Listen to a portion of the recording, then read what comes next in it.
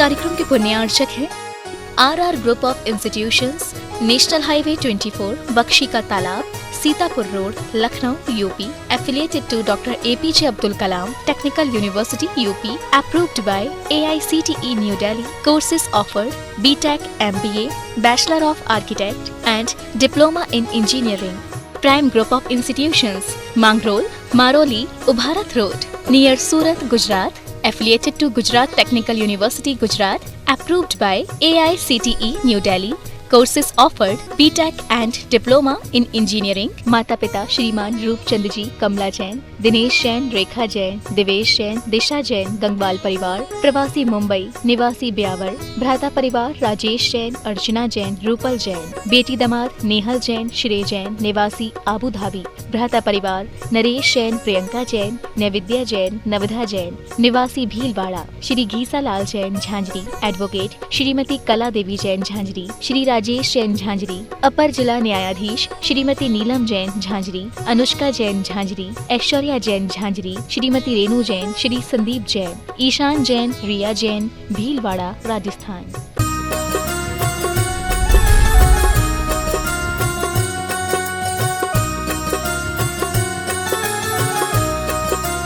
श्री चंदा प्रभु भगवान की जय जय जय। बोलिए परम पूज्य श्रमण संस्कृति उन्नायक आचार्य भगवंत गुरुवर्षी 108 विद्यासागर जी महाराज की जय जय जय। बोलिए परम पूज्य गुणायतन प्रणेता शंका समाधान प्रवर्तक भावना योग प्रवर्तक प्रखर वक्ता मुनिवर्षी 108 प्रमाण सागर जी महाराज की जय जय जय। बोलिए परम पूज्य मुनिवर्षी 108 अरह सागर जी महाराज की जय जय जय। बंधुओं, मैं आप सभी का तीर्थराज समेत शिखर के इस पावन तलहटी पर स्थित गुणायतन परिसर से स्वागत करता हूं। बंधुओं, पूज्य गुरुदेव की अद्भुत परिकल्पना जो साकार रूप ले रही है, द्रुत गति से काम चल रहा है और प्रतिदिन लोग गुणायतन से जुड़कर के अपने आप को धन्य कर रहे हैं। जिन श्रावक शिष्यों ने आज गुणायतन से जुड़कर के अपने आप को धन्य किया है, मैं उनके नामों की उद्घोषणा कर रहा हूं। निर्माण निधि सदस्य के रूप में जिन्होंने आज जुड़कर के अपने आप को धन्य किया है, मानसी सौंधी सिडनी से 21,000 रुपए की राशि से स्वीकृति प्रदान की है। शेष निर्माण निधि सतना से श्रीमती साधना अशोक जैन, परोला से इंदुबाई वीरचंद जैन, निपाणी से विनोद कुमार नेमीनाथ देशमानी, बेलगांव से श्रीमंत एस बालिके, कोल्हापुर से उल्लास बापुसो, मलिकवाड़ी टीकमगढ़ से अंकलेश निधि जैन, कोटा से श्रीमती सुशीला जैन, धर्मपत्नी स्वर्गीय एनएन जैन, टीकमगढ़ से श्रीमती किरण जैन, सचिन जैन, ज्योति सारांश सानवी जैन, अशोक ईसागढ़ अशोकनगर से ऋषभ प्रभा अंकित जैन जी और अभाना दमोह मध्य प्रदेश से संतोष कुमार नीता जैन सा परिवार यदि हमारे बीच उपस्थित हैं तो अपने ही स्थान पर वो खड़े होकर के आशीष प्राप्त करें। एक बार जोरदार जोरदार करतल ध्वनि से सभी श्रावक शिष्यों का अभिनंदन कीजिए। आइए, और निर्माण मित्र के रूप में जिन्होंने आज जुड़कर के अपने आप को धन्य किया है, वो मैं उनके नामों की उद्घोषणा कर रहा हूं।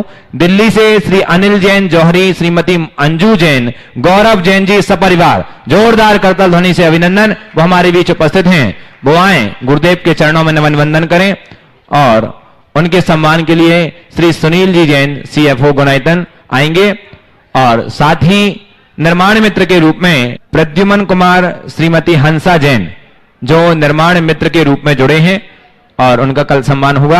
एक बार जोरदार करतल ध्वनि से स्वागत वंदन अभिनंदन कीजिए। आज निवेदन करेंगे प्रद्युमन कुमार, श्रीमती हंसा जैन कोटा से, और उनका भी सम्मान सुनील जी CFO गुणायतन करेंगे।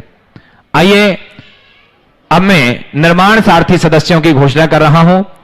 भोपाल मध्य प्रदेश से हमारे बीच में श्रीमती कुसुम जैन मातेश्वरी, श्री सुबोध जैन, श्रीमती संगीता जैन एंड सिद्धार्थ जैन भोपाल से। एक बार जोरदार जोरदार करतल ध्वनि से अभिनंदन कीजिए। सपरिवार हमारे बीच उपस्थित हैं, बुआएं, और उनके सम्मान के लिए मैं बुलाऊंगा शकुन दीदी सागर और लता जी गंगवाल गुणायतन मंत्री। वो आएंगे और ऐसे श्रावक शिष्य का सम्मान अभी सम्मान हो रहा है। प्रद्युमन कुमार, श्रीमती हंसा जैन कोटा से जोरदार जोरदार करतल ध्वनि से स्वागत कीजिए। श्रीमती कुसुम जैन मातेश्वरी, सुबोध जैन, श्रीमती संगीता जैन एंड सिद्धार्थ जैन भोपाल से, और उनका सम्मान करेंगी शकुन दीदी और लता जी गंगवाल गुणायतन मंत्री। साथ ही छपारा सिवनी मध्य प्रदेश से निर्माण सारथी बने हैं श्री नरेंद्र कुमार जी, पुष्पा जी, श्री नीलेंद्र कुमार, प्रतिभा जी, समस्त परिवार जो पूज्य मुनिवर नीरज सागर जी महाराज के गृहस्थ अवस्था के परिवारीजन हैं, आ जाएं।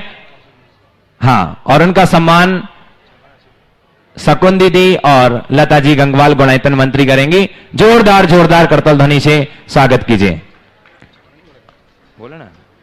और साथ ही निर्माण सारथी के रूप में जबलपुर मध्य प्रदेश से जुड़े हैं श्रीमान सुरेश कुमार जी, अशोक जी, रूपल कुमार, सानुल कुमार जी जैन सपरिवार जी हमारे बीच में नीरज सागर जी महाराज के गृहस्थ अवस्था के पिता श्री नरेंद्र कुमार जी, पुष्पा जी, एक बार जोरदार जोरदार करतल ध्वनि से स्वागत कीजिए। श्रीमान सुरेश कुमार जी, आशा देवी, रूपल कुमार, सानुल कुमार जी जबलपुर मध्य प्रदेश से हैं, वो भी आए और ऐसे श्रावक शिष्टि का सम्मान सुनील जी सीएफओ गुणायतन करेंगे। आइए। और साथ ही सूत्रधार के रूप में जो जुड़े हैं भोपाल मध्य प्रदेश से श्री सुनील निसी गोधा, श्री गजराज सिंह गोधा ऑनलाइन जुड़े, एक बार जोरदार जोरदार करतल ध्वनि से आप सभी स्वागत करिए। आइए।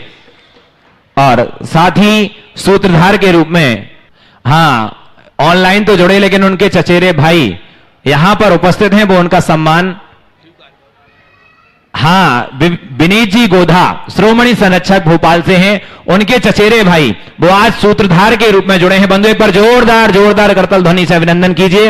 इसी प्रकार हम भी कहते हैं कि आप तो स्वयं तो जुड़ें, औरों को जोड़ें, ताकि गुणायतन की परिकल्पना शीघ्र अतिशीघ्र पूर्ण हो। आइए। और दिल्ली से सूत्रधार के रूप में जुड़े हैं, प्रत्यक्ष उपस्थित हैं श्रीमती बीना जैन, धर्मपत्नी स्वर्गीय सुरेश चंद जैन, पंच कपड़े वाला परिवार दिल्ली से, एक बार जोरदार जोरदार करतल ध्वनि से अभिनंदन। यदि हमारे बीच, हां हमारे बीच उपस्थित हैं, आए और उनका सम्मान श्री सुनील जी जैन सीएफओ गुणायतन करेंगे। जोरदार करतल ध्वनि से अभिनंदन। साथ ही बंधुओं, आज हमारे बीच में श्रोमणी संरक्षक गुणायतन के श्री विनीत जी गोधा सपरिवार उपस्थित हैं, एक बार जोरदार करतल ध्वनि से अभिनंदन कीजिए। बंधुओं आए, सपरिवार गुरुदेव के चरणों में नमन वंदन करें और उनका सम्मान, पूरा परिवार उपस्थित है। आइए गुरुदेव के चरणों में नमन वंदन करें और उनका स्वाफा, तिलक, बंधन और पटका पहना करके अभिनंदन करेंगे आदरणीय सुनील जी जैन सीएफओ गुणायतन, और साथ ही लता जी गंगवाल गुणायतन मंत्री और शकुन दीदी। आ जाएं महिला वर्ग का जी, प्रदीप जी बधौरा गुणायतन संरक्षक, वो भी आए और ऐसे श्रावक शिष्टि के सम्मान करें। अजय प्रदीप जी बधौरा साहब टीकमगढ़ से। और साथ ही बंधुओं, हमारे बीच में जयपुर से गुणायतन ट्रस्टी मनोहर लाल सिंघवी जी उपस्थित हैं, वो भी आए, सपरिवार गुरुदेव के चरणों में नमन वंदन करके आशीष प्राप्त करें। और साथ ही गुणायतन के ट्रस्टी प्रदीप जी नोएडा से, वो भी आए और उनका भी हम मान वंदना करते हैं और आकर के गुरुदेव के चरणों में नमन वंदन करके आशीष प्राप्त करें। मनोहर लाल सिंघवी साहब जयपुर से और प्रदीप जी नोएडा से गुणायतन ट्रस्टी। आ जाएं। एक बार जोरदार जोरदार करतल ध्वनि से अभिनंदन कीजिए। बंधुओं, इस प्रकार से मैं आपसे निवेदन करूंगा कि आप भी गुणायतन से जुड़ें और गुणायतन से जुड़ी हुई निर्माणकारी योजनाओं से अवगत हों और अपने जीवन का सर्वोत्कृष्ट लगाने का प्रयास करें, ताकि आने वाली पीढ़ी सुरक्षित हो सके और जैनत्व की जो पताका है वो युगांतर तक लहराए। ऐसी भावना के साथ इस प्रकार से आज के सम्मान की कड़ी हमारे बीच में कौन है जी, मनोहर लाल जी सिंघवी साहब आ जाएं और उनका सम्मान, और प्रदीप जी नोएडा गुणायतन ट्रस्टी।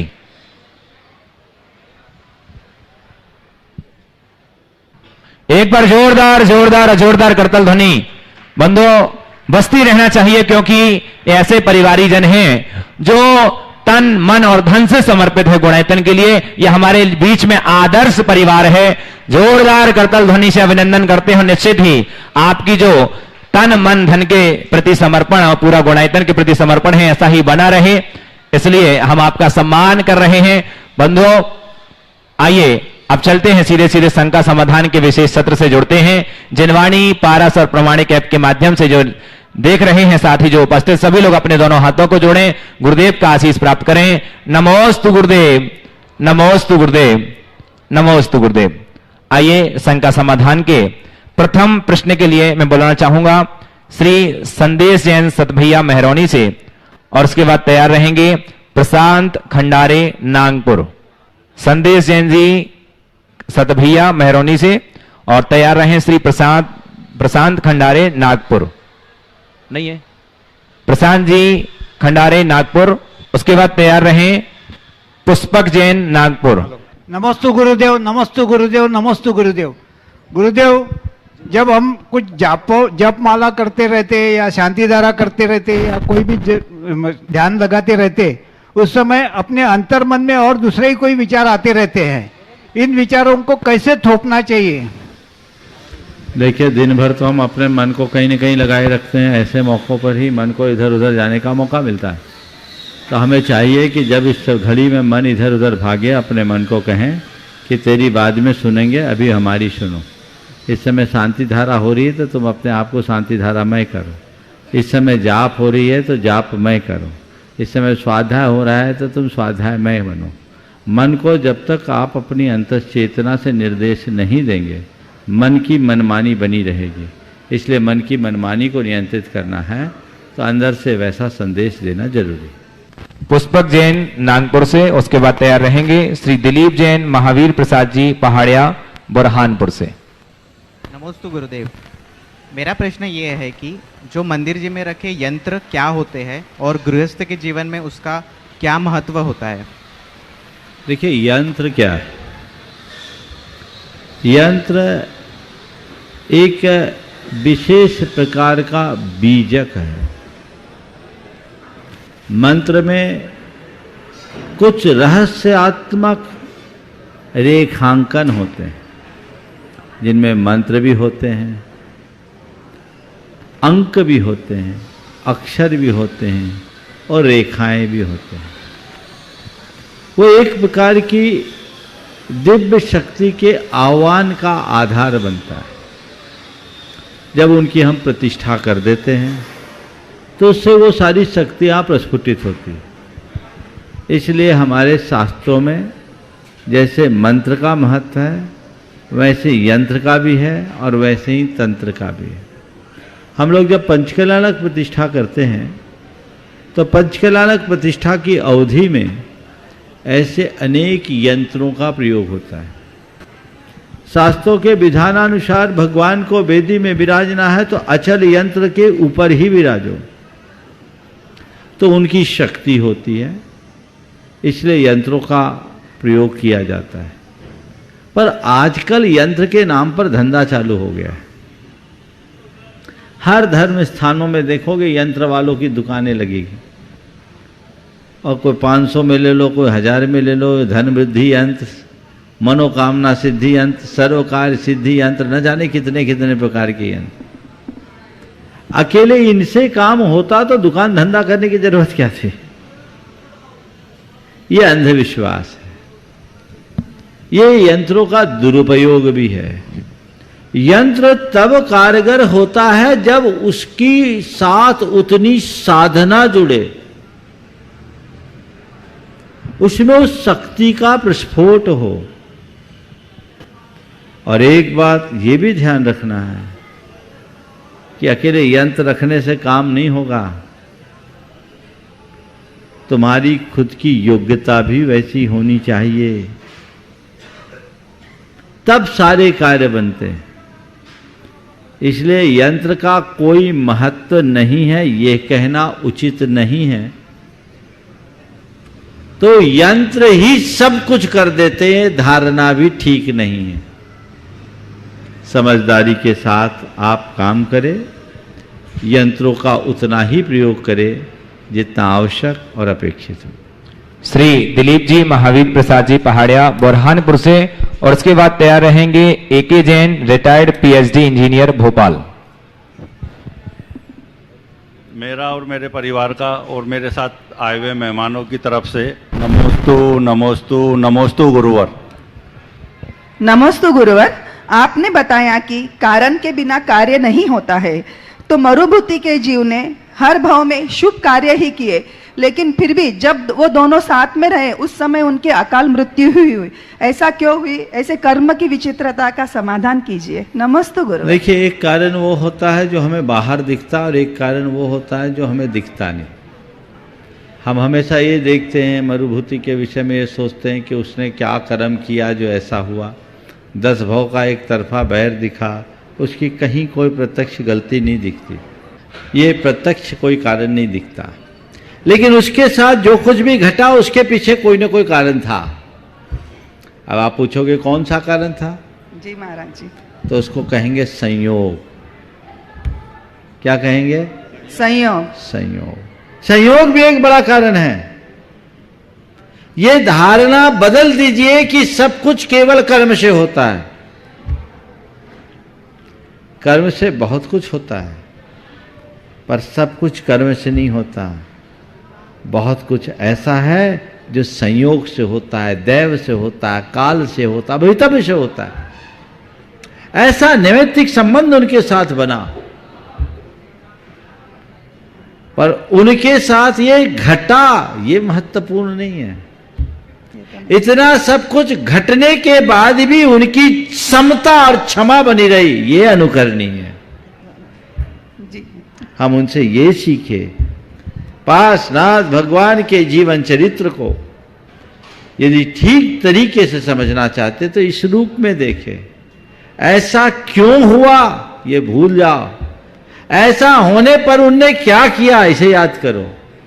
आज मेरे साथ कुछ होगा तो मैं ये थोड़ी पूछूंगा ऐसा क्यों हुआ, बोलो। और ऐसा क्यों हुआ वो विचार करेंगे तो क्या होगा? कहीं आग लग गई है, ये आग क्यों लगी, उस समय ये विचारना है कि आग कैसे बुझे, ये विचारना है। आग कैसे बुझे? अरे आग क्यों लगी इसके बारे में तो बाद में विचार करेंगे, ताकि फर्दर दोबारा आग न लग पाए। पर अभी हमें क्या करना है? अभी तो आग बुझाना है। समझ गए? तो अपने जीवन में यदि सीख लेना है तो इस पड़ताल में मत जाओ कि पार्श्वनाथ भगवान के जीवन में ऐसा क्यों हुआ। हम केवल ये देखें कि ऐसी स्थिति में उन्होंने क्या किया, और जो उनने किया वही हमें करना है, जिससे आग बुझे जी महाराज और जीवन शांत हो। नमस्ते श्री महाराज। ए.के. जैन नमस्ते महाराज। रिटायर्ड पीएचईडी इंजीनियर भोपाल से, और उसके बाद तैयार रहेंगे Shri Vinod ji Jain retired ranger forest Bhopal. गुरुद्वार के चरणों में नमोस्तु नमोस्तु नमोस्तु। गुरुवार पूर्व में जब अंग्रेजी माध्यम से शिक्षा का बोलबाला नहीं था और तब के हिंदी माध्यम से पढ़े लिखे हुए लोग बड़े बड़े पदों पर रहे और उन्होंने अपने कर्तव्यों का पालन बड़े सफलतापूर्वक और संस्कारों सहित किया। महाराज जी, अब जब गुणवत्ता के नाम पर शिक्षा व्यवस्था अंग्रेजी की गुलाम हो गई है, तब नई पीढ़ी में संस्कार लुप्त होते जा रहे हैं। महाराज जी, ऐसे में शिक्षा व्यवस्था में कैसे परिवर्तन होना चाहिए और जैन समाज का इसमें क्या योगदान है? इस विषय में मैं खूब बोल चुका हूँ। प्राय हर हफ्ते 10 दिन में इससे मिलता जुलता हुआ सवाल आ जाता है। बस मैं इस विषय में यही कहूँगा कि हमें चाहिए कि हम स्वभाषा को प्रमुखता दें। पर ये आज अंग्रेजी लोगों की बोन मेरो में घुस गई। अब मुझे भी बोन मेरो बोलना पड़ रहा, अस्थि मज्जा नहीं बोल पा रहा हूँ। अस्थि मज्जा बोलूँ तो शायद समझ में नहीं आएगा। ये पूरा बदलाव चाहिए। ये बहुत भयावह है, इसके दुष्परिणाम भी सामने आ रहे हैं। लेकिन जब तक सरकार के द्वारा इस पर कोई ठोस कार्यवाही न हो, बदली हुई शिक्षा नीति में इसका समावेश न हो, तब तक कुछ नहीं हो सकता। तो हमें इसके लिए पुरजोर प्रयास करना चाहिए। गुरुदेव का नित्य संदेश है, और ये केवल जैन समाज के स्तर की बात नहीं है, ये पूरे भारतीय समाज को आगे आना पड़ेगा। अंग्रेजी हटाओ स्वभाषा लाओ, ये नारा हमारे गुरुदेव ने दिया। हमें उसे आत्मसात करना होगा। किसी भाषा का निषेध करना उचित नहीं, लेकिन भाषा को माध्यम बनाना ठीक नहीं। हम भाषा को अगर माध्यम न बनाएं तो सब कुछ ठीक होगा। चलिए। Shri Vinod ji Jain retired ranger forest Bhopal से, उसके बाद तैयार रहेंगी ओजस्वी जैन सुपुत्री दीपचंद जी भोपाल, सायपुर भोपाल से। नमोस्तु गुरुदेव। 1100 क्वार्टर समाज की ओर से, मेरे परिवार की ओर से बारंबार नमोस्तु नमोस्तु। गुरुदेव, प्रश्न तो बहुत सरल है, पर मैं बहुत दिनों से देख रहा हूँ, ये प्रश्न को पूछ लूँ। बहुत से धार्मिक व्यक्ति मंदिरों में पूजा करते हैं जो बहुत ज्ञानी हैं और समझदार हैं, परंतु मैं बीच बीच में ये देखता हूँ, मैं भी रोज प्रतिदिन अभिषेक पूजा करता हूँ, जो नए युवक आते हैं तो उनको यदि थोड़ी क्रियाओं में थोड़ी बहुत भी जिसको अपन नहीं मान सकते त्रुटि है वो होती है, तो वहीं बहुत बुरे तरीके से जिसको बोलना चाहिए कि ऐसा नहीं करना चाहिए वो करते हैं। तो गुरुदेव ये क्या उचित है इसके बारे में? वैसे आपने बताया है पर फिर भी वो मैं अपने जीवन का एक अनुभव आप सबके बीच रखना चाहूँगा। मैं छोटा था, 8वीं क्लास में पढ़ता था, यदा कदा मंदिर जाता था। एक दिन मंदिर गया और खड़े खड़े भगवान के दर्शन कर रहा था। ढोक देना मैंने नहीं किया, मैंने ढोक नहीं दिया, खड़े खड़े दिया। और ये देखा कुछ बड़े लोग वैसे ही कर रहे थे तो मैंने भी वैसे ही किया। छोटा था। वहाँ एक बाई जी थी, बसंती बाई जी, ब्रह्मचारिणी। तो मैं ऐसे किया और बाई जी ने जोर से बोला, ए छोरा ढोक दे ढोक। मैं फुर्र, काय को ढोक दूं? उनने बोला ढोक दे ढोक, मैं भाग गया। अब उसका विपरीत असर मेरे मन में ये हुआ कि दूसरे दिन से मैंने मंदिर जाना बंद कर दिया। मैंने मंदिर जाना बंद कर दिया। लोग बोले मंदिर जाओ, मैंने कहा मैं मंदिर नहीं जाऊंगा, बाई जी डांटती है। बात समझ में आ रही है?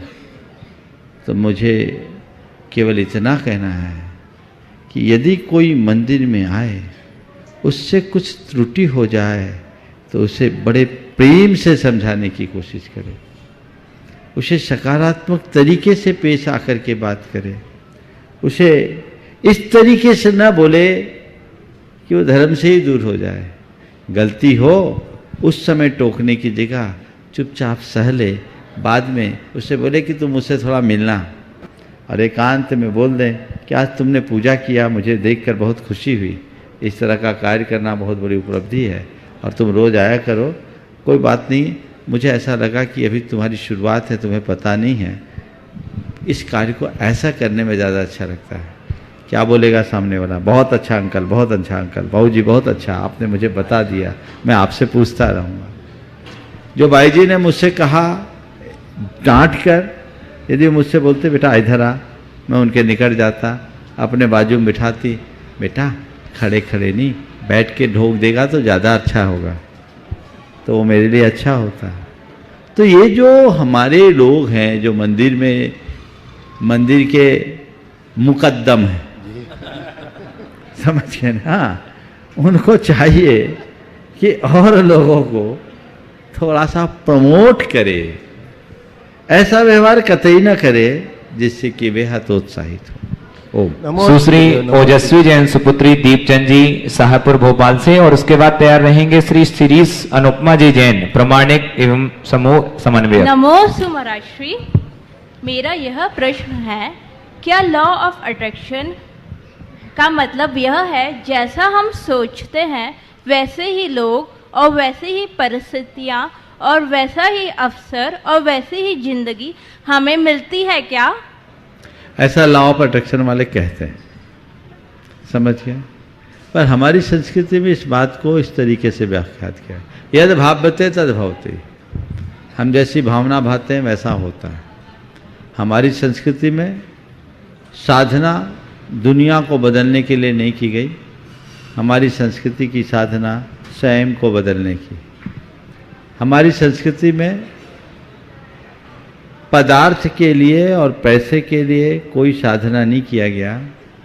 हमारी संस्कृति में परमार्थ के लिए और परमेश्वर के लिए साधना किया गया।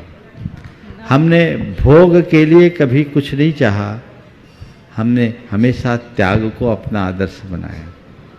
तो जिसकी बात वे आज कह रहे हैं और वैज्ञानिक मनोवैज्ञानिक दृष्टि से उसे सिद्ध भी कर रहे हैं, साइंटिफिकली सिद्ध कर रहे हैं, ये ऑलरेडी प्रूवन है, सिद्ध है। हमारी संस्कृति में तो ये कहते हैं जिस भावना से तुम्हें सिद्धि मिल सकती है उससे दुनिया की उपलब्धि मिले, इसमें क्या आश्चर्य। सिद्धि भी भावना से ही मिलती है। तो उस भावना को हम गहरी बनाएं, उस तरफ अपनी दृष्टि गड़ाएं तो वो हमारे लिए ज़्यादा बेहतर है। मनुष्य को चाहिए कि वह अपने जीवन का मूल लक्ष्य अपने आध्यात्मिक उन्नति का बनाए, भौतिक उपलब्धियों को गौण रखे, तभी कहीं कुछ बेहतर घटित हो सके। श्री अनुपमा जी जैन प्रमाणिक समूह समन्वयक, और उसके बाद तैयार रहेंगे प्रदीप संध्या जी बधौरा टीकमगढ़ गुणायतन संरक्षक। नमोस्तु महाराज श्री। आत्मा का जो अनुभव है उसका जैन दर्शन में और जैनेतर दर्शनों में क्या अंतर है, उसके स्वरूप के बारे में, उसकी प्राप्ति के बारे में? देखिए, जैन दर्शन और अन्य दर्शनों में आत्मा के स्वरूप में कुछ भिन्नता है। जैन दर्शन आत्मा को एक स्वतंत्र द्रव्य के रूप में स्वीकार करता है और ये कहता है संसारी आत्मा विकार युक्त है, और जब वो अपने आप को विकार मुक्त कर लेता है तो परमात्मा हो जाता है। सशरीर अवस्था में वह अपने भीतर के परमात्मपने का एहसास अपने ध्यान के बल पर कर सकता है, क्योंकि जैन साधना ये कहती है कि तुम्हारी आत्मा में जो कर्म के आवरण पड़े हैं उसने तुम्हारी चेतना को विकृत तो किया है, पर तुम्हारी शक्ति को विनष्ट नहीं किया। तो तुम आज भी परमात्मा हो। हर पल अपने आप में ये अनुभव करने की कोशिश करो कि परमात्मा हूँ, परमात्मा हूँ, परमात्मा हूँ, सोहम सोहम सोहम। अभी तुम अपने आप को रागी देशी मोही, कामी क्रोधी लोभी, कभी सुखी और कभी दुखी, कभी अच्छा और कभी बुरा महसूस कर रहे हो। इन सब विशेषणों को हटाओ और जो मैं हूं उसका एहसास करो। बस अपने होने की अनुभूति ही आत्मा की अनुभूति है। क्या होने की? शुद्ध, जिसके साथ कोई विशेषण न जुड़े, निर्विशेषण, बस अपने चैतन्य स्वरूप की सो अहम, जिसमें कोई विकार नहीं, कोई दोष नहीं, कोई दुर्बलता नहीं। उस परिणति का जहां केवल जानना और देखना है, उसमें ठहर जाना ही शुद्ध आत्मा की अनुभूति है। कुछ दर्शनों में आत्मा को एक परमात्मा के अंश के रूप में माना गया है और संसारी प्राणी को जीवात्मा कहा जाता है और उस ब्रह्म स्वरूप आत्मा को परमात्मा। परमात्मा के रूप में एक ऐसे तत्व को मान्य किया गया जो सर्वशक्तिमान है, जो जगत का कर्ता है, जो जगत का नियंता है, जो जगत का संहारक है। उस परमात्मा को एक इमेज अपने मन में बना करके उसका दर्शन करो तो लोग उसे परमात्मोपलब्धि के रूप में देखते हैं। मुझे परमात्मा का साक्षात्कार हो गया ऐसा कहते हैं, पर वो जैन दर्शन के अनुसार कुछ अलग है, क्योंकि जैन दर्शन में ऐसे जगत कर्ता, जगत नियंता, जगत पोषक और संहारक किसी परमात्मा की कोई मान्यता नहीं। हमसे भिन्न कोई परमात्मा है ही नहीं। अप्पा सो परमप्पा, आत्मा ही परमात्मा है। जब ये बात हमारे मन मस्तिष्क में अंकित होती है तभी हमारे जीवन का पथ प्रशस्त होता है। नमोस्तु। श्री प्रदीप कुमार संध्या जी बधौरा टीकमगढ़ से, और उसके बाद तैयार रहेंगे सुकेश कुमार जैन जिला न्यायाधीश केडर अजमेर। नमोस्तु नमोस्तु मुनिवर, त्रिवार नमोस्तु। हमारे भदौरा परिवार का भी नमोस्तु। महाराज जी, आप जैसे अभी आप बता रहे थे और एक बार आपसे चर्चा में आपने ये बोला कि हमारे धर्म में अपना दृष्टिकोण या अपनी सोच बदलने का ही मार्ग है। क्या कोई अपने धर्म में दूसरे के दृष्टिकोण में परिवर्तन लाना और दूसरे की सोच में परिवर्तन लाने का भी कोई उपाय है? देखिए, अपने सोच को बदलना बड़ा सरल है। दूसरों के सोच को बदलने के लिए हम केवल भावना भास सकते हैं। कुछ ऐसे प्रयोग हुए। एक व्यक्ति का मैंने भी एक प्रयोग करा है। एक से करीब 15 वर्षों से अनबन चल रही थी। अनबन क्या, बड़ा वैर था। इसने कई बार अपनी तरफ से चाहा कि इस सिलसिले का अंत हो, उससे क्षमा मांगूं और क्षमा करूं। इसने कई बार प्रयास किया पर सामने वाले ने कोई भाव नहीं दिया। मुझसे एक दिन जब ये बात बताई, मैंने उससे कहा कि तुम एक प्रयोग करो। बोले क्या? और उसकी तस्वीर सामने रखो और तस्वीर सामने रखते हुए रोज उससे क्षमा मांगो। भाई मुझे क्षमा कर दो, मुझे माफ़ कर दो, मुझे तुम्हारे मन प्रति कोई वैर नहीं, तुम मुझे क्षमा करो, मुझे क्षमा करो, मुझे क्षमा करो। रोज तुम ऐसा करो और कम से कम उससे 9 बार रोज क्षमा मांगो एक साथ, और ऐसा महसूस करते हुए कि उसको सामने देख कर क्षमा मांग रहे, उस सामने उसी से क्षमा मांग रहे। मैंने उससे कहा था तुम 6 महीना ऐसा करो। 3 महीने में ही एक संयोग ऐसा बना कि पूरा मामला ही बदल गया। उसने मुझे बताया कि 3 महीने बाद उसकी बेटी की सगाई हुई। थे दोनों भाई भाई, अनबन थी, ये क्षमा मांग रहा था, वो क्षमा कर नहीं रहा था, ये नृत्य किया। 3 महीने बाद बेटी की सगाई हुई और संयोग बेटी की सगाई उस लड़के के मित्र से हुई, छोटे भाई के मित्र से हुई। अब वो मित्र से सगाई हुई तो सगाई में सबको बुलाना है, सबको बुलाना है तो उसको भी बुलाना होगा। उसने कहा कि सगाई में तो उन्हें बुलाना चाहिए। अब उससे तो अनबन, धर्मपत्नी ने कहा बुलाना चाहिए। तो कैसे बुलाए, हमारा तो इतने दिन से चल रहा है। उसने कहा मैं कड़ी बन जाता हूँ, बहुत साल हो गया है अनबन में जीते हुए, अब अपनापन विकसित होना चाहिए। ठीक है, आपका मन है तो बुला लीजिए, आपका मन है तो बुला लीजिए। बोले मैं तो बुलाऊंगा ही, आपको बुलाना पड़ेगा, आप अपना मैसेज भेजिए। उसने अपने बेटे से संदेश भिजवाया कि शादी सगाई में आना है। ये तो तैयार था ही। दोनों आए, मिले। जैसे उसने अपने भाई को देखा, गदगद भावों से दोनों हाथ जोड़कर कहे भैया क्षमा कर दो, भैया क्षमा कर दो, और आंखों से आंसू चरणों में गिर गया। उसने छाती से लगा लिया। बोले आज तेरे मुंह से भैया सुनकर के मेरा मन गदगद है, मेरे मन का मैल बह गया। दोनों काफी देर तक एक दूसरे से लिपट कर सिर्फ रोते रहे, रोते रहे। ये भावना का सुफल। मैं कोई किस्सा नहीं सुना रहा हूँ, चाहूँ तो नाम भी बता सकता हूँ, लेकिन लाइव कार्यक्रम में बहुत सारी दुविधाएं होती, इसलिए मैं नाम को एडिट कर देता हूँ। लेकिन ये चीजें ऐसा हो सकता, आप ऐसा प्रयोग करके देखिए। और आज वो दोनों भाई बड़े प्रेम से रह रहे हैं। तो कोई व्यक्ति अगर कुछ गलत कर रहा है तो गलत कर रहा है, गलत कर रहा है, गलत कर रहा है, इस बात को दिमाग से निकालिए और ये कहे कि वो ये करे, वो ये करे, वो ये करे, वो ये करे, ताकि आपके सबकॉन्शियस में वो बात सकारात्मक रूप से रहे और आप सकारात्मक तरंगों को आगे बढ़ा सके।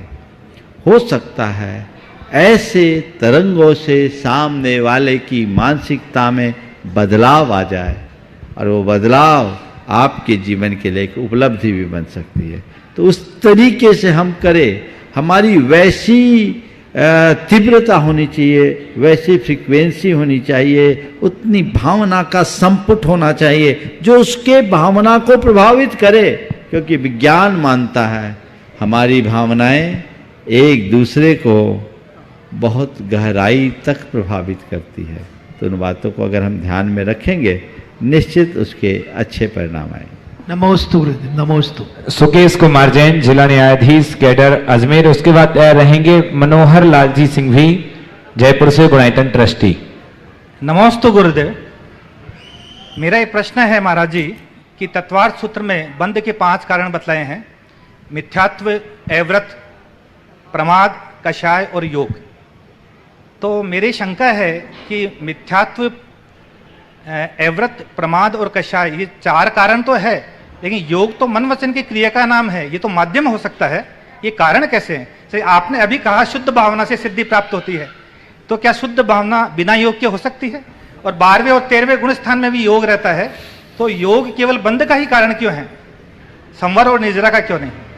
बहुत अच्छा, मुझे सुन के बड़ी प्रसन्नता है। आप जैसे, आप डिस्ट्रिक्ट जज हो गए क्या? हाँ महाराज। चले, अजमेर में तो एडीजे थे ना आप, जब मेरा प्रवास पाली में एडीजे था हाँ, उस समय आप आए थे। बहुत बढ़िया। एक न्यायाधीश के पद पे आसीन होने के बाद भी आपने जो सवाल किया है वो आपके सूक्ष्म अध्ययन को प्रकट करता है। बड़ी प्रसन्नता है कि आप जैसे लोग इस क्षेत्र में कार्य कर रहे हैं। अगर समाज के पढ़े लिखे लोग स्वाध्याय की ओर जुड़ जाए तो समाज में एक अच्छा संदेश जाएगा। आपने बहुत अच्छा सवाल किया कि 5 कारणों में से योग को हमने कारण के रूप में क्यों स्वीकारा है। देखिए, योग एक कारण है। एक उदाहरण देता हूँ। कहीं धूल पड़ी है और सामने दीवार है, दीवार में ग्रीस लगी है,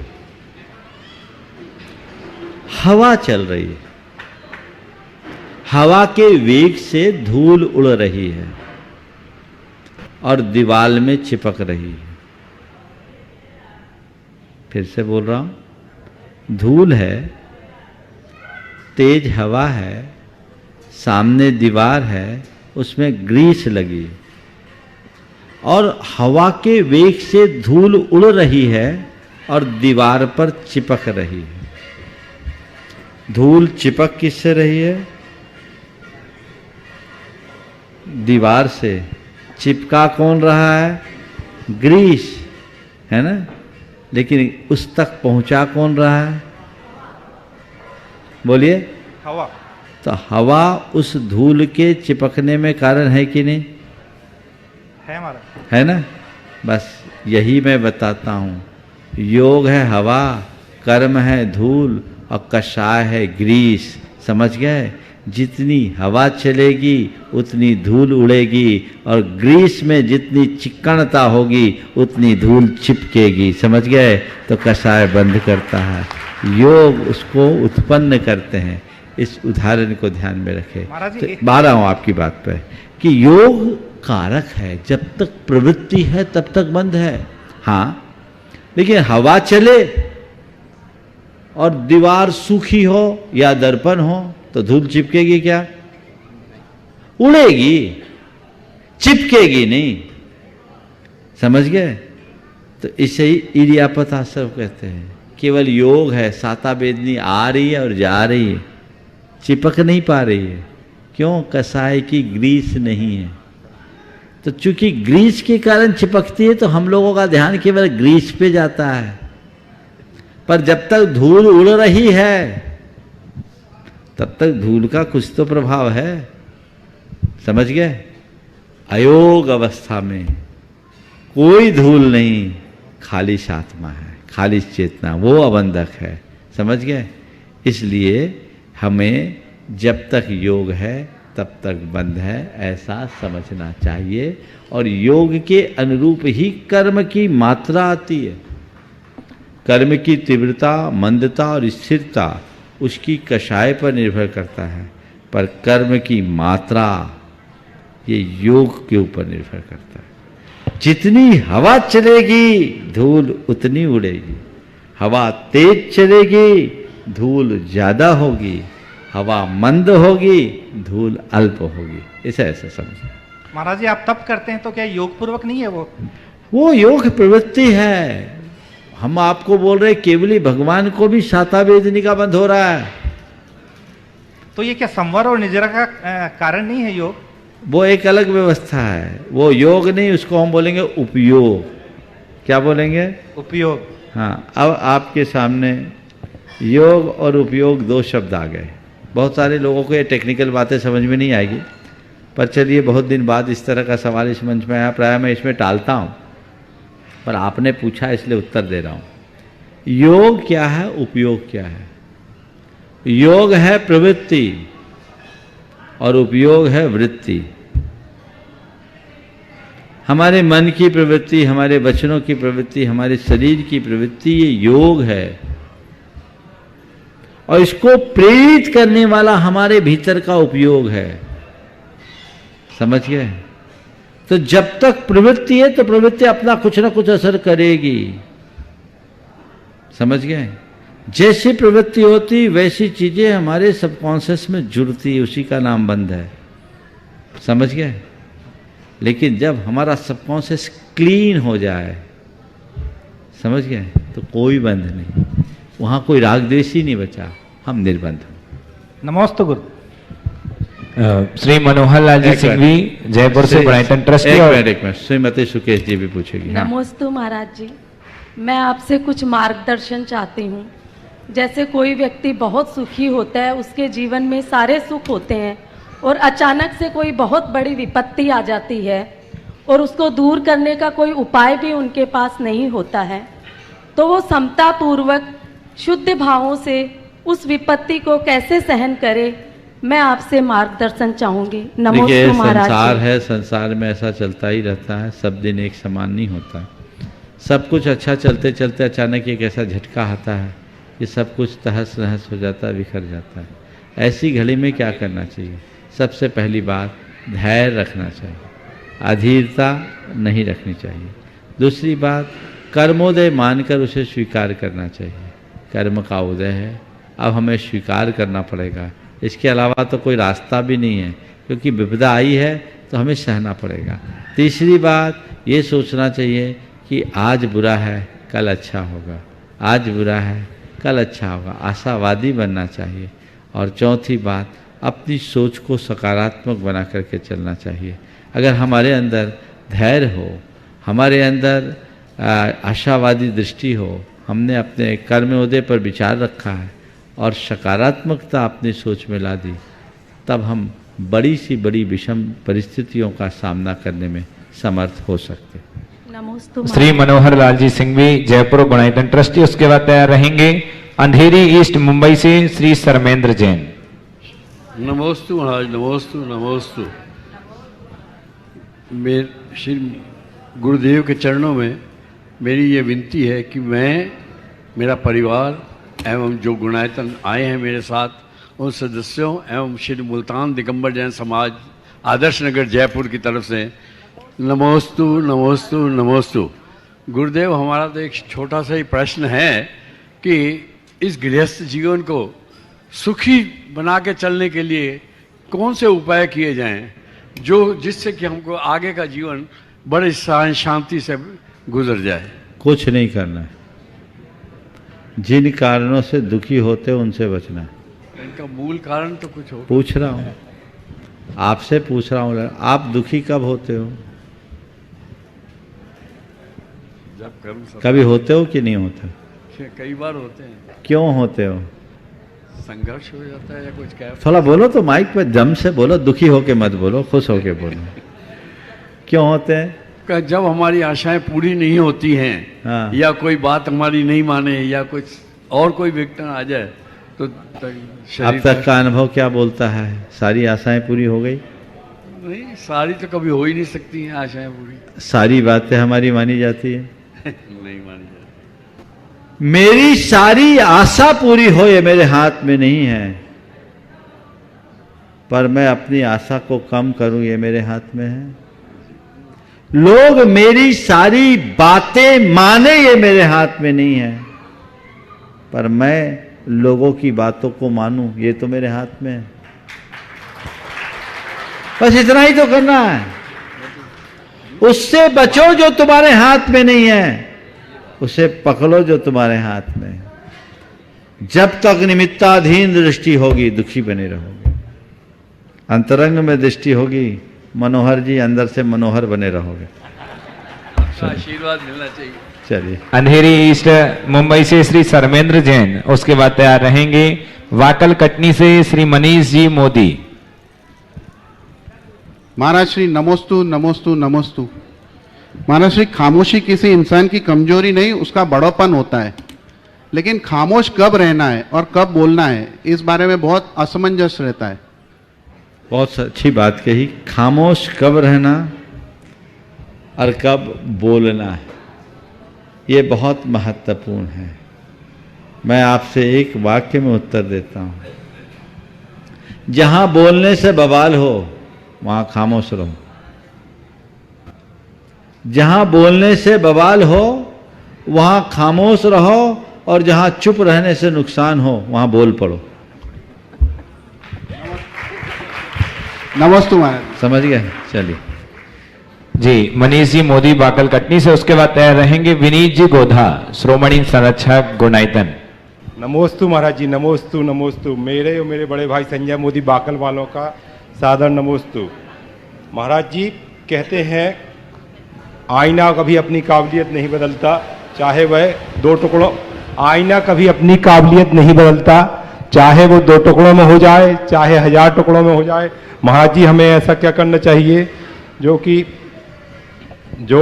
अपनी काबिलियत न बदले, तो हम अपना ऐसा कर्तव्य क्या करें जिसमें हमारा काबिलियत न हो?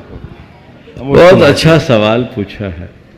आईना अपनी काबिलियत नहीं बदलता, चाहे उसके 1000 टुकड़े क्यों ना हो जाए। जी। हम ऐसा क्या करें कि हम अपनी काबिलियत को बनाए रखें। पता है आईना की काबिलियत क्या है और क्यों है तो वो कांच, पर कांच के ऊपर आवरण चढ़ा हुआ क्या लगा है? पारा लगा।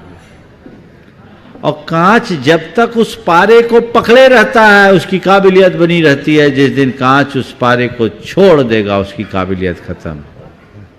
मैं तुमसे कहता हूं अपने जज्बात को बनाए रखो, चाहे कितने भी टुकड़े हो जाओ, तुम्हारे काबिलियत कभी खंडित नहीं होगी। और जो जज्बातों को खो देते हैं उनकी काबिलियत कभी नहीं बचती, वो बचा के रखना चाहिए।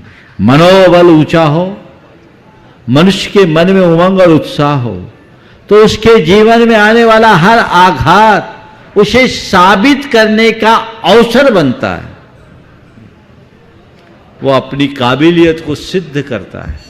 जैसे गुलाब को जितना कुतरा जाता है गुलाब उतना ही खिलता है, वैसे ही ऊंचे मनोबल के मनुष्य को जितनी उसके सामने जितनी परेशानियां आती है उसका जीवन उतना निखरता है। तो अपने जीवन की काबिलियत को बढ़ाने के लिए, बनाए रखने के लिए मनोबल को ऊंचा रखिए, जज्बाती बनिए। नमस्ते महाराज जी। नमस्ते। विनीत जी गोदा, श्रोमणी संरक्षक गुणायतन भोपाल से, और उसके बाद तैयार रहेंगे प्रदीप जैन जी नोएडा, गुणायतन ट्रस्टी। नमोस्तु महाराज। बोलिए। हम धर्म का पालन अपने स्व कल्याण के लिए करते हैं ताकि हम अपने जीवन में अधर्म न करें, परंतु मानव कल्याण, समाज का कल्याण और देश के प्रति जो कर्तव्य और गृहिणी होते हुए जो जिम्मेदारियां हैं, इन सब में सामंजस्य कैसे बिठाएं? धर्म पालन, मानव कल्याण, समाज कल्याण, राष्ट्र के प्रति जिम्मेदारी और घर की जिम्मेदारी में सामंजस्य, एक ही उपाय। इन सबको अपना धर्म मान लो। ये मेरा धर्म है, एक अल्पकालिक और एक दीर्घकालिक। जो मेरा आत्मधर्म है वो मेरा दीर्घकालिक धर्म है, जिसका मुझे हर स्थिति में पालन करना है। लेकिन जिस समय मैं पीड़ित मानवता को देख रही हूँ, मेरा मन द्रवीभूत होना चाहिए, उनकी सेवा में आगे बढ़ना मेरा धर्म है। यदि समाज में कोई आगे किसी को बढ़ाने की बात, मेरा सामाजिक कर्तव्य मेरे सामने आ रहा है, तो वो मेरा तात्कालिक धर्म है। और इसी तरह मेरी घर गृहस्थी का जो दायित्व है, राष्ट्र के प्रति मेरा जो दायित्व है, वह भी मेरा एक धर्म है। और परिवार की जिम्मेदारी मेरे कंधों पर है, तो एक गृहिणी होने के नाते मुझे उस पर पूरी प्राथमिकता रखनी चाहिए। यदि इन सब को आपने अपना धर्म मान लिया तो जीवन में कहीं कोई कठिनाई नहीं। दिक्कत तब होती है जब व्यक्ति किसी एक तरफ ज़्यादा झुक जाता है, और जिनका एक तरफ ज़्यादा झुकाव होता है वहाँ मामला सब गड़बड़ा जाता है। तो हम बैलेंस करके चले। एक आम गृहस्थ के जीवन में पारिवारिक, सामाजिक और राष्ट्रीय दायित्व भी है। वो अपने धार्मिक कर्तव्यों के साथ इन पर भी ध्यान दे, ये उसकी जवाबदेही है। और हम आपको एक विशेष बात बताते हैं, जैन धर्म में आत्म धर्म से भी ज्यादा महत्व राष्ट्र धर्म को दिया। आत्म धर्म से भी ज्यादा महत्व राष्ट्र धर्म को दिया। मैंने पहले भी इस विषय में प्रकाश डाला है, हमें इस पर ध्यान देना चाहिए। एक उदाहरण दूंगा केवल आप सबकी जानकारी के लिए। हमारे शास्त्रों में ऐसा वर्णन आता है कि कोई मुनि महाराज मुनि बनकर यदि वापस अपना घर जाना चाहे तो जा सकते।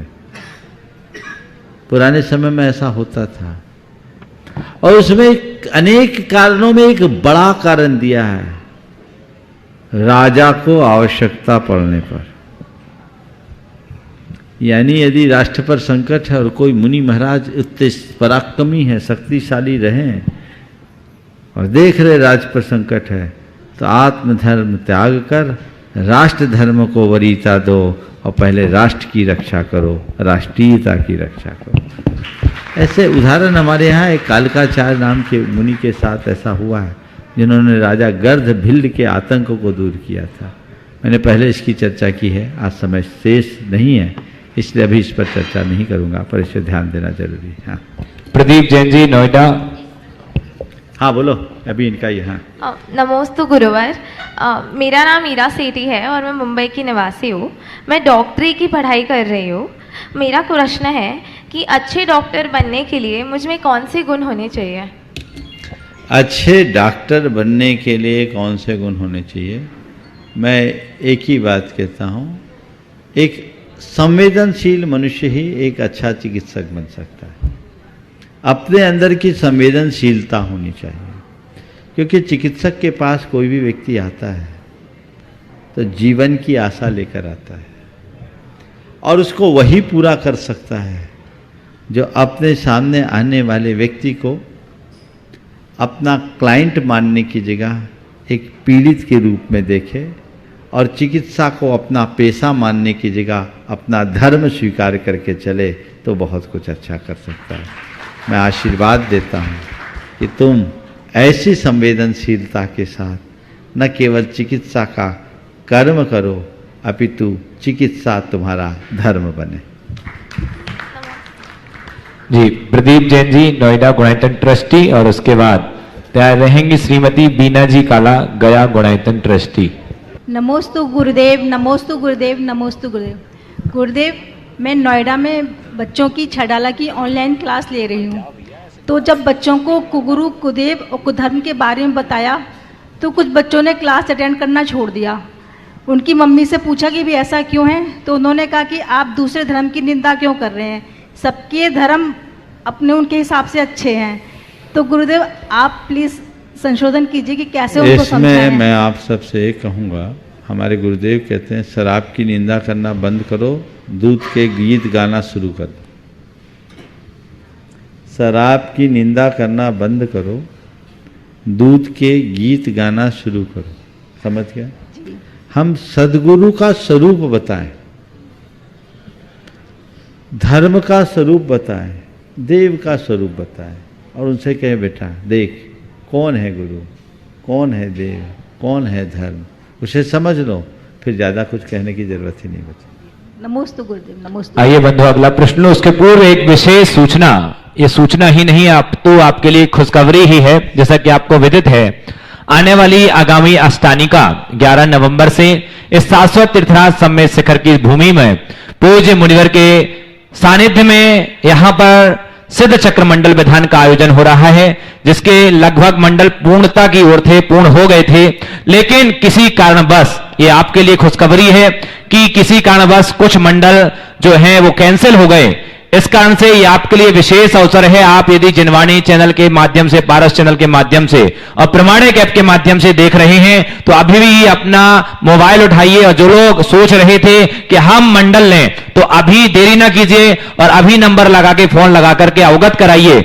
आप अभी भी अपना कुछ जो मंडल, 1-2 मंडल जो हमारे कैंसिल हुए हैं वो आप आरक्षित करा सकते हैं, और आरक्षित करा करके आप यहां पर सातिशय पुण्य का अर्जन करें और सिद्ध चक्र मंडल विधान में सम्मिलित हों। और साथ ही साथ ओम, चलिए देखिए, अभी जैसा आपको बताया गया आज मुझसे एक व्यक्ति ने कहा कि महाराज जी आजकल विधान की कोई चर्चा नहीं होती, कहीं विधान कैंसिल तो नहीं हो गया। कई तरह के रूमर उड़ जाते हैं। बोले एक जगह से खबर आई कि शायद विधान कैंसिल हो गया। अरे भैया, विधान तो होना ही है और उसकी तैयारी चल रही है और अच्छे से होना, भव्यतम होना है। विधान की चर्चा अभी तक इसलिए रुकी हुई थी कि विधान की सारी सीटें फुल हो गई थी, इसलिए हमने कहा चर्चा करना बंद करो। मंडल पूरे हो गए और अलग से भी जिन जोड़ों को बैठने की व्यवस्था थी, जितना इनका टारगेट था उससे ज़्यादा बैठ गए, इसलिए यहाँ कोई व्यवस्था नहीं थी। लेकिन ये संयोग होता है, केवल नाम लिखाने मात्र से या अपना रजिस्ट्रेशन कराने मात्र से ये पुण्य लाभ नहीं मिलता।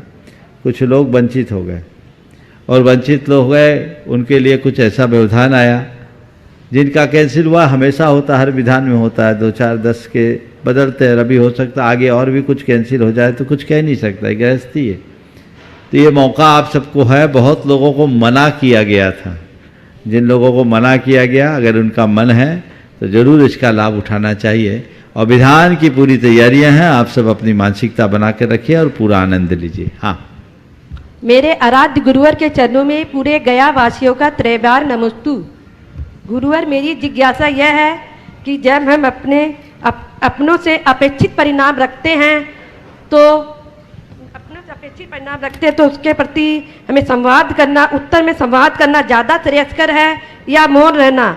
यदि उत्तर में प्रति संवाद करते हैं तो रिश्ते में उथल पुथल मचती है, और यदि मौन रहते हैं तो हमारे अपने में उथल पुथल मचती है। तो इसके लिए गुरुवर हम क्या करें कि हमारा गुणस्थान भी, जिस गुणस्थान में हम हैं उसी गुणस्थान में हम बने रहें और हमारे रिश्तों में भी मधुर व्यवहार बना रहे। नमोस्तु गुरुवर। संवाद रखें, मौन न रखें, लेकिन संवाद ऐसा रखे कि मोह न बढ़े, और मौन ऐसा रखे कि उथल पुथल न हो। संवाद को संवाद बना के रखें, उससे विवाद न बनने दें, और मौन अंदर का रखें, बाहर का नहीं। केवल बाहर का मौन हो तो उथल पुथल होगी, भीतर का मौन हो तो शांति होगी। इस प्रकार आज के इस सत्र को, हाँ, इनका नरेंद्र जी को बोला। कौन? छपारा जी, छपारा से नरेंद्र कुमार जी, पुष्पा जी छपारा सिवनी से, और उसके बाद तैयार हैं शीलेंद्र प्रतिभा जी जैन। परम पूज्य मुनिश्री जी को नमोस्तु नमोस्तु नमोस्तु। महाराज जी, मेरा एक छोटा सा प्रश्न है।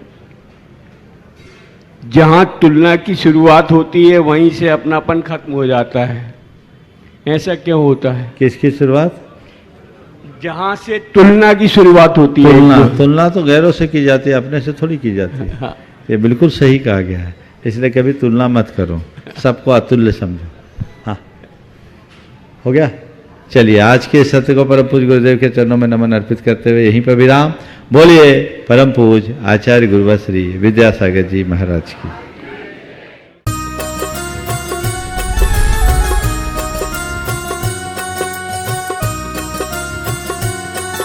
इस कार्यक्रम के पुण्यार्चक थे RR group of institutions, national highway 24, Bakshi का Talab, Sitapur road, Lucknow, UP, affiliated to Dr. APJ Abdul Kalam Technical University, UP, approved by AICTE New Delhi. Courses offered: BTech, MBA, Bachelor of Architect and Diploma in Engineering. Prime group of institutions: Mangrol, Maroli, Ubharat Road, near Surat, Gujarat. Affiliated to Gujarat Technical University, Gujarat. Approved by AICTE New Delhi.